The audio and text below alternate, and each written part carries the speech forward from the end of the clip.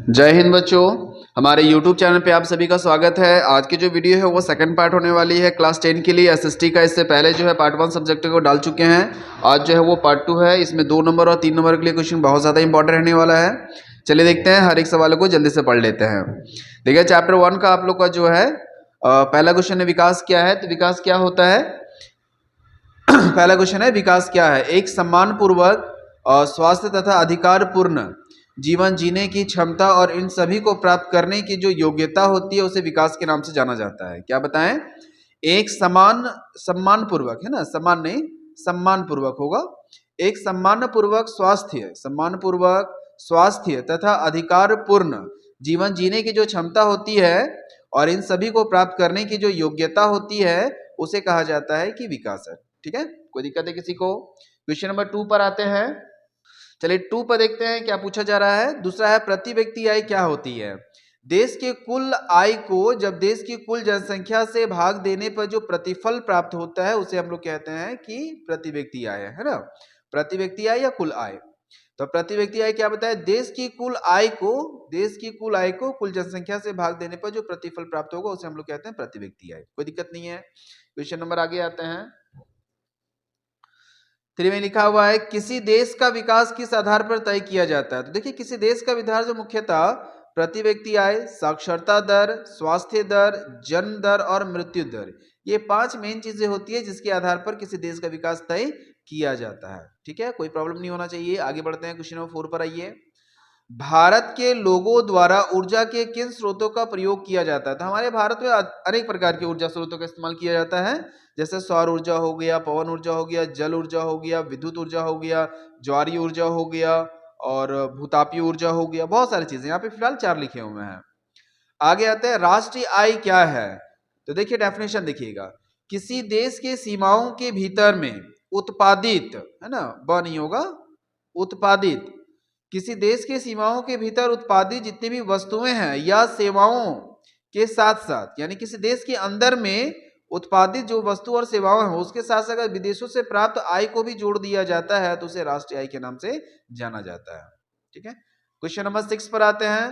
धारणीयता का विषय विकास के लिए क्यों महत्वपूर्ण है। तो देखिए धारणीयता का अर्थ क्या होता है क्योंकि धारणीयता का अर्थ होता है संसाधनों का वर्तमान समय में सही तरीके से प्रयोग करना और भविष्य में इसके आने वाली पीढ़ियों के लिए बचाकर रखना, इसलिए विकास के लिए इंपॉर्टेंट हो जाता है।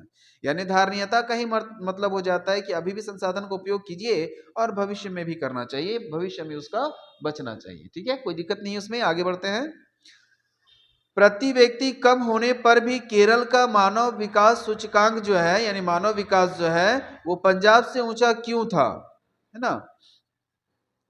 तो देखिए आंसर इसका है क्योंकि केरल में बेहतर स्वास्थ्य सेवाएं हैं और वहां की शिक्षा व्यवस्था अच्छी। मतलब 2 चीजें, स्वास्थ्य सेवाएं बढ़िया है और शिक्षा व्यवस्था बढ़िया है ना। तो 2 पॉइंट हो जाएगा इसका। क्वेश्चन नंबर 8 पर आते हैं। मानव विकास सूचकांक क्या है और इनमें किन बातों को शामिल किया जाता है और किसी देश के विकास के लिए यह क्यों आवश्यक है। चलिए आगे देखते हैं। आंसर देखिएगा, आंसर यहां से है, आप लोग को एरो लगा देते हैं ताकि आंसर समझ में आएगा। किसी देश के विकास के लिए, मतलब कोई भी देश है उसके विकास के लिए जो सेवाएं और सुविधाएं बनाई जाती है और उनको बनाने के लिए जिस सूची का इस्तेमाल किया जाता है उसे कहा जाता है मानव विकास सूचकांक। और ये इसमें जो है निम्नलिखित में से शामिल किया जाता है प्रति व्यक्ति आय, डॉलर में होना चाहिए, औसत आय, जन्म दर और मृत्यु दर। तो समझ में आया होगा मानव विकास सूचकांक क्या है। कि किसी देश के विकास के लिए जो सूचनाएं बनाई जाती है उसके जो जिस सूची में वर्णित किया जाता है, सूची बनाया जाता है, उसी को कहा जाता है मानव विकास सूचकांक। कोई दिक्कत नहीं है किसी को।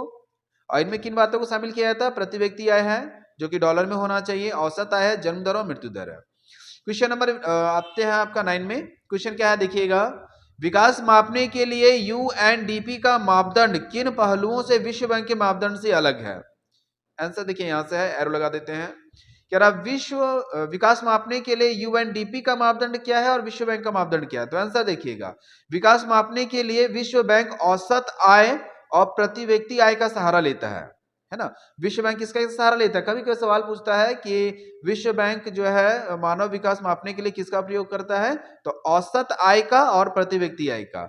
जबकि यूएनडीपी क्या करता है कि साक्षरता दर, स्वास्थ्य दर, औसत दर, प्रति व्यक्ति आय, यह सभी का सहारा लेता है। किसी को अगर स्क्रीनशॉट लेना है तो आप ले सकते हैं। क्वेश्चन नंबर आता है 10 पर। विश्व बैंक के अनुसार किन देशों को विकसित माना गया है? तो विश्व बैंक के अनुसार जो है जिन देशों के प्रति व्यक्ति आय जो है $10,066 से अधिक हो, उन्हें विकसित माना गया है। आंसर देखिएगा, विश्व बैंक के अनुसार ये नहीं है। विश्व बैंक के अनुसार जिन देश की यानी जिन देशों होगा ना, जिन देशों के प्रति व्यक्ति आय एक वर्ष में $10,066 से अधिक हो, उसे प्रति व्यक्ति आय माना जाता है। किसके आधार पर? विश्व बैंक के आधार पर। ऑब्जेक्टिव सवाल पूछा जाता है विश्व बैंक के आधार पर जो है किन देशों को विकसित माना जाता है, तो $10,066 से जिसका अधिक होता है। तो अभी जो सवाल कराए ये आप लोग का सब्जेक्टिव का 2 मार्क्स के लिए है। आगे बढ़ते हैं 3 मार्क्स के क्वेश्चन में। चैप्टर का नाम आप देख सकते हैं, भारतीय अर्थव्यवस्था के क्षेत्रक, है ना। पहला सवाल है प्राथमिक क्षेत्रक, द्वितीय क्षेत्रक और तृतीय क्षेत्रक में अंतर स्पष्ट करें। तो देखिए सबसे पहले लिखा हुआ है प्राथमिक क्षेत्रक के बारे में। तो प्राथमिक क्षेत्रक क्या है वो देखिएगा। प्राथमिक क्षेत्रक वह क्षेत्रक होता है जिसमें संसाधनों का उपयोग करके वस्तुओं का उत्पादन किया जाता है, यानी इसमें जो होता है वस्तु का उत्पादन होता है, यानी कि प्राथमिक क्षेत्रक वह क्षेत्र होता है जिसमें वस्तु का उत्पादन किया जाता है। कोई दिक्कत है? दूसरा देखिएगा, प्राथमिक क्षेत्र को कृषि क्षेत्र कहा जाता है क्योंकि यह खेतीबाड़ी से जुड़ी होती है और इसका सकल घरेलू उत्पाद यानी जीडीपी में कितना हिस्सा होता है? 1/4 हिस्सा होता है। पॉइंट थर्ड में देखिएगा इसका क्या क्या एग्जाम्पल आ सकता है, जैसे मुर्गी का पालन हो गया, मत्स्य पालन हो गया, कृषि हो गया, और भी जो प्राथमिक भेड़ पालन हो गया, गाय पालना हो गया, भेड़ बकरी पालना हो गया, यह सभी जो क्रियाएं कहलाती है प्राथमिक क्षेत्रक होती है। तो देखिए पहला में डेफिनेशन है कि प्राथमिक क्षेत्रक क्या होती है, इसे किस नाम से जाना जाता है, और ये दूसरा इसका एग्जाम्पल तीसरा में। अब आते हैं दूसरे क्षेत्रक में। वह क्षेत्रक होता है यानी द्वितीय क्षेत्रक वह क्षेत्रक होता है जो प्राथमिक क्षेत्रकों से प्राप्त वस्तुओं का उपयोग करके नई वस्तुओं का निर्माण करता है या उत्पादन करता है, यानी कि विनिर्माण करता है ना। इसलिए दूसरी क्षेत्र को औद्योगिक क्षेत्रक या विनिर्माण क्षेत्रक भी कहा जाता है। क्यों कहा जाता है? क्योंकि प्राथमिक क्षेत्रक से जो वस्तु मिलता है उसी का विनिर्माण करके दूसरी वस्तु बनाता है।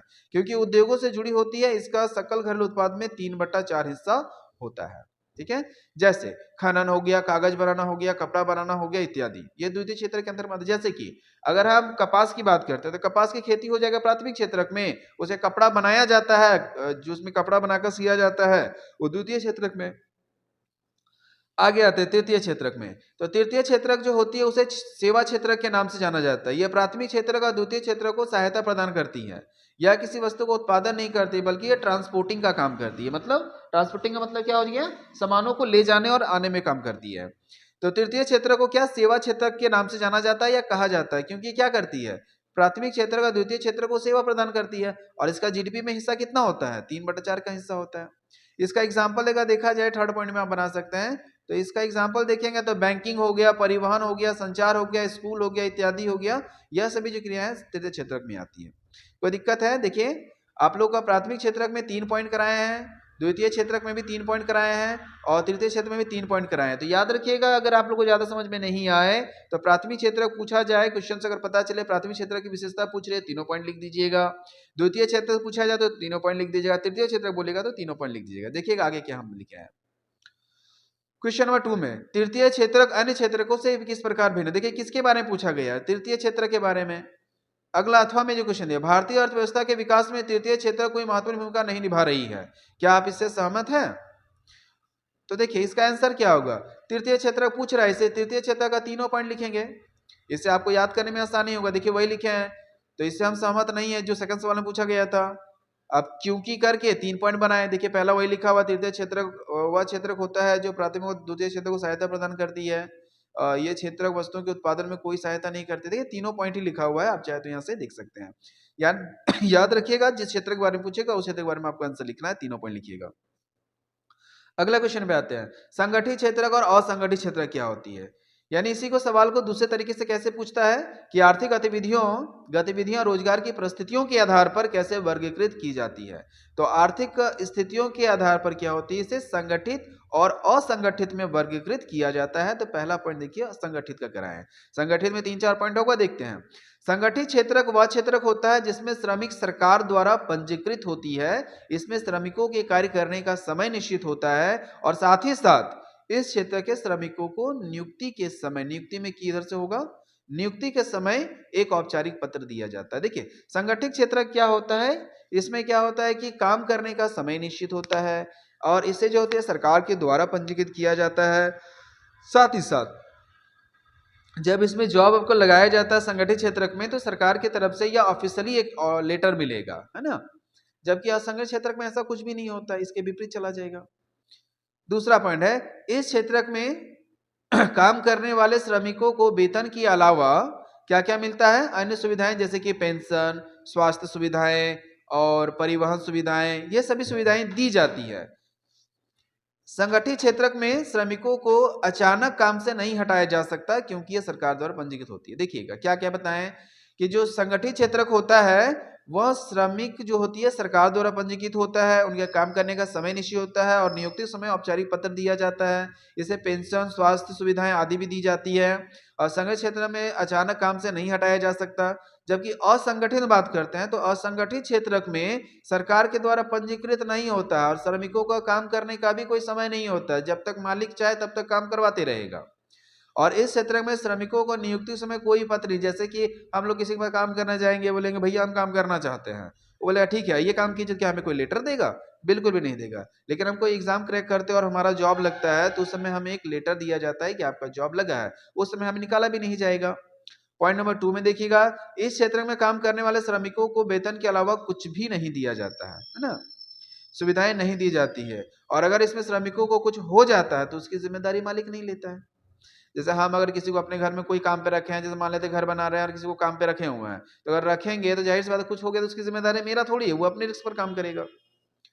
असंगठित क्षेत्र में श्रमिकों को अचानक काम से हटाया भी जा सकता है ना, और इसको सरकार कोई बाध्य नहीं करवाती है इसमें, क्योंकि जब तक हमको काम पड़ा ठीक है, नहीं पड़ रहा भैया आप जाइए, तो खत्म हो जाएगा ये काम। तो संगठित असंगठित होता है, ठीक है। तो संगठित में 3 पॉइंट और असंगठित 3 पॉइंट करवाए हैं, आप लोग देख सकते हैं यहाँ से। आगे क्वेश्चन देखते हैं, असंगठित क्षेत्र में श्रमिकों का शोषण किया जाता है। क्या आप इससे संगठित किसके बारे में पूछा जा रहा है, असंगठित के बारे में। तो अभी क्या बताएं, असंगठित में सरकार द्वारा नियोजित नहीं होता, जब चाहे तब काम से निकाल दे, जितना चाहे उतना काम करवा लेगा, कुछ हो जाए तो श्रमिकों का कोई उसको कोई मतलब नहीं है मालिक को, इसमें ना कोई अन्य सुविधाएं दी जाती है। तो जाहिर सी बात हम कह सकते हैं असंगठित क्षेत्र में क्या होता है, श्रमिकों का शोषण किया जाता है। तो आपको तीनों ही पॉइंट लिखना है, ठीक है। असंगठित क्षेत्र क्या होती है, इसमें क्या क्या सुविधाएं दी जाती है, नहीं दी जाती है, और इसकी कमियां। तो ये तीनों पॉइंट जो अभी ऊपर डिस्कस किए वही वाला है। आगे आते हैं, अगला क्वेश्चन में सार्वजनिक क्षेत्र और निजी क्षेत्र। याद रखिएगा संगठित पूछा जाए, असंगठित पूछा जाता है तो वही पॉइंट लिखिएगा। प्राथमिक क्षेत्र, द्वितीय क्षेत्र या तृतीय क्षेत्र पूछा जाए तो आपको वही लिखना है। चलिए आगे देखते हैं, क्वेश्चन नंबर आते हैं अब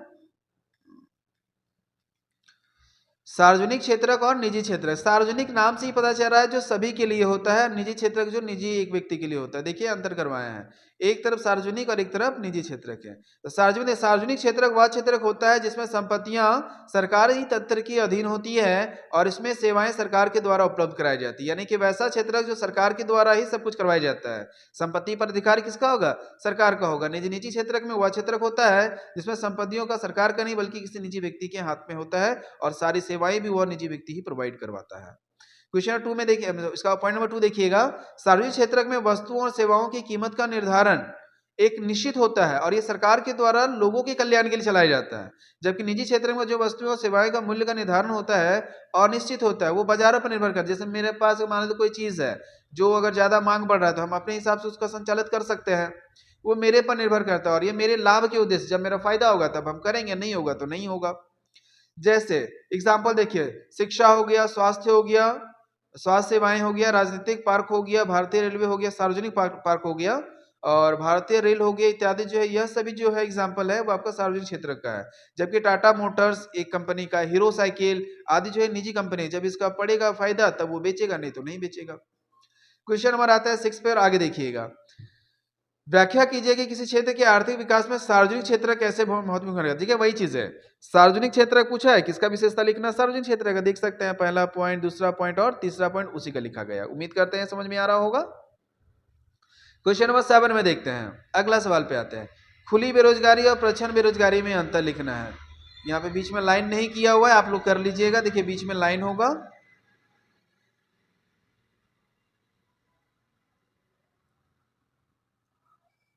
ठीक है, ये बीच में लाइन होगा, लाइन दिया हुआ नहीं था। पहला लिखिएगा खुली बेरोजगारी। देखिएगा जब भी आप एग्जाम में बनाओगे ना, इस तरह से बॉक्स बना दीजिएगा, इफेक्ट ज्यादा पड़ता है कॉपी चेक करते समय।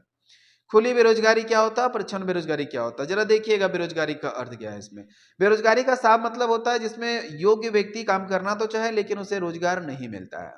तो देखिए खुली बेरोजगारी क्या होती है। खुली बेरोजगारी वह बेरोजगारी होती है जिसमें बेरोजगार व्यक्ति को गणना स्पष्ट रूप से की जा सकती है। मतलब खुली बेरोजगारी में क्या होता है, अगर कोई व्यक्ति बेरोजगार है तो उसकी गणना हम कर सकते हैं कि हाँ इतना व्यक्ति है। और प्रच्छन्न बेरोजगारी क्या होता है कि इसमें इस प्रकार से होता है कि इसकी गणना ही नहीं स्पष्ट रूप से नहीं की जा सकती है। हमें ऐसा लगता है कि वो काम कर रहा है लेकिन वो बेरोजगार है। खुली बेरोजगारी में एक से अधिक व्यक्ति, सॉरी एक भी व्यक्ति को काम नहीं मिलता है। जबकि प्रच्छन्न बेरोजगारी में क्या होती है कि एक ही काम पर आवश्यकता से अधिक व्यक्ति लग जाते हैं। जैसे एग्जांपल बताते हैं, शहरों में देखते हैं तो पढ़ा लिखा व्यक्ति को रोजगार नहीं मिलता है, योग्यता है लेकिन फिर भी नहीं मिलता है, वो क्या खुली बेरोजगारी। गाँव देहात में देखिएगा एक ही खेत पे अगर 10 आदमी काम कर सकते हो तो 20 आदमी लगा हुआ है, यानी फिर भी उसमें 10 आदमी जो है अप्रत्यक्ष रूप से बेरोजगार है ना। खुली बेरोजगारी सामान्यतः शहरी क्षेत्र में देखने को मिलती है। सामान्यता का मतलब है कि देखने को अधिक मिलती है, ऐसा नहीं कि वही पे केवल मिलता है, सामान्यता अधिक मिलती है ना, इसलिए इसे शहरी बेरोजगारी के नाम से भी जाना जाता है। लेकिन अगर प्रच्छन्न बेरोजगारी की बात की जाए तो प्रच्छन्न बेरोजगारी जो होती है वो ग्रामीण क्षेत्रों में अधिक देखने को मिलती है, इसलिए इसे ग्रामीण बेरोजगारी या तो फिर मौसमी बेरोजगारी के नाम से भी जाना जाता है। ये आपका पॉइंट रहा, प्रच्छन्न बेरोजगारी और खुली बेरोजगारी। ठीक है ना, खुली बेरोजगारी के जो स्पष्ट गणना कर सकते हैं, प्रच्छन्न जो स्पष्ट नहीं कर सकते हैं। ठीक है, उम्मीद करते समझ में आ रहा होगा। अगले सवाल पर आते हैं। राष्ट्रीय ग्रामीण रोजगार गारंटी अधिनियम 2005, जिसे नरेगा 2005 के नाम से जानते हैं, तो उसकी व्याख्या बताइए। और एकदम इंपॉर्टेंट सवाल है, ये पूछता है। ठीक है ना, तो देखिए इसकी निम्नलिखित विशेषताएं हैं। नरेगा 2005, इसकी 2005 में शुरुआत किया गया था। नरेगा 2005 में क्या क्या है बताइएगा, देखते हैं इसमें। नरेगा के अंतर्गत, नरेगा 2005 के अंतर्गत जो व्यक्ति काम करने के लिए समर्थ है और जिन्हें रोजगार की आवश्यकता है, उन्हें सरकार द्वारा साल भर में कम से कम 100 दिनों का रोजगार दिया जाता है। यानी पहला पॉइंट हो गया कि जो व्यक्ति काम करना चाहते हैं, जिन्हें काम की आवश्यकता है, शारीरिक रूप से समर्थ है, उसे कितने दिनों की 100 दिनों का रोजगार दिया जाता है। दूसरा पॉइंट में है, यदि किसी बेरोजगार व्यक्ति को 15 दिनों के अंदर अगर रोजगार भत्ता नहीं मिलता है तो वह व्यक्ति रोजगार भत्ता पाने का अधिकार होगा। क्या समझे कि अगर कोई व्यक्ति को 15 दिनों के अंतराल में अगर उन्हें नहीं दिया जाता है तो जॉब नहीं मिलता, हमने एक दिन मिला फिर 15 दिन के अंदर में अगर नहीं दिया गया तो उसको बिना काम किए ही उसके 15 दिनों का रोजगार उसे मिल जाएगा, जिसे रोजगार भत्ता निर्धारित किया गया। इस अधिनियम में 33% जो सीटें हैं वो महिलाओं के लिए आरक्षित किया गया था। और इस अधिनियम में उन कार्यों को प्राथमिकता दिया गया जो भविष्य में भूमि उत्पादन को बढ़ावा देती है। ठीक है, तो आज हम लोग जो देखिए इतना सा भाई 2 नंबर और 3 नंबर दोनों के लिए इंपॉर्टेंट है। कल का जो वीडियो होगा वो आप लोग को और भी इंपॉर्टेंटली होगा, जो कि आपको हम एसएसटी का और भी क्वेश्चन करवा देंगे उसमें से। यही सब सवाल आपके एग्जाम में आने वाला है, तो चैनल के साथ जरूर बने रहिएगा। थैंक यू, फिर मिलते हैं नेक्स्ट वीडियो में।